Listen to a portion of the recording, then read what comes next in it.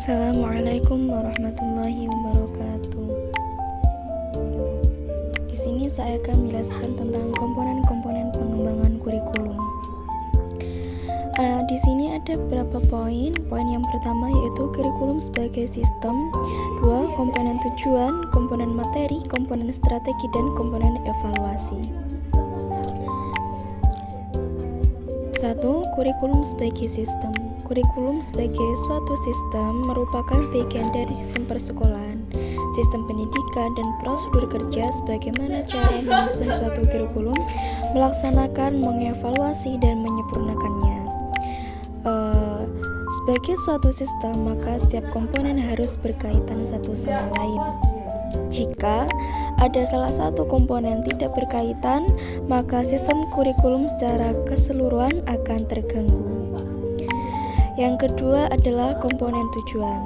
Komponen tujuan berhubungan dengan arah atau hasil yang diharapkan, sehingga segala proses pembelajaran difokuskan untuk mencapai tujuan tersebut.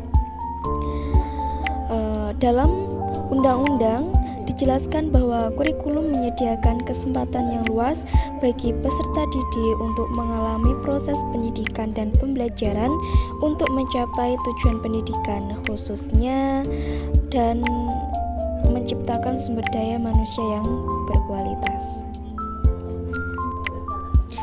Yang ketiga adalah komponen materi.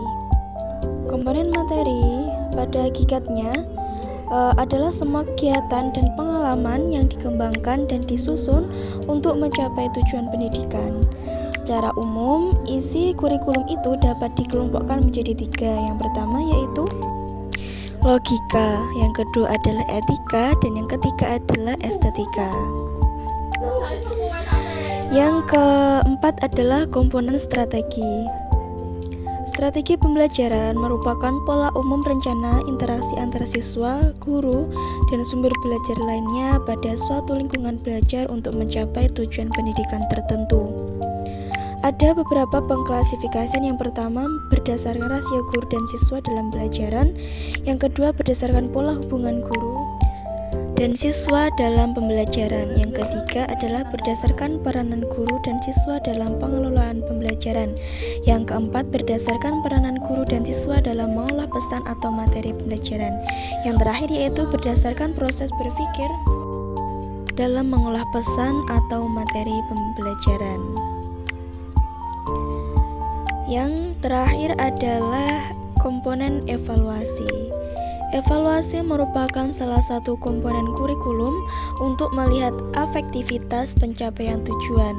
Dalam konteks kurikulum, evaluasi dapat berfungsi untuk mengetahui apakah tujuan yang telah ditetapkan telah tercapai atau belum. Evaluasi kurikulum memegang peranan penting, baik untuk penentuan kebijakan pendidikan pada umumnya maupun untuk pengambilan keputusan dalam kurikulum itu sendiri. Hasil-hasil evaluasi kurikulum dapat digunakan oleh para pemegang kebijakan pendidikan dan para pengembang kurikulum dalam memilih dan menetapkan kebijakan pengembangan sistem pendidikan dan pengembangan model kurikulum yang digunakan. Selain itu, evaluasi juga digunakan sebagai umpan balik dalam perbaikan strategi yang ditetapkan. Nama saya Nurul Komariah dari kelas PKMI 3D. Sekian yang dapat saya jelaskan. Jika ada yang ingin ditanyakan, silakan tulis di kolom komentar. Terima kasih. Wassalamualaikum warahmatullahi wabarakatuh.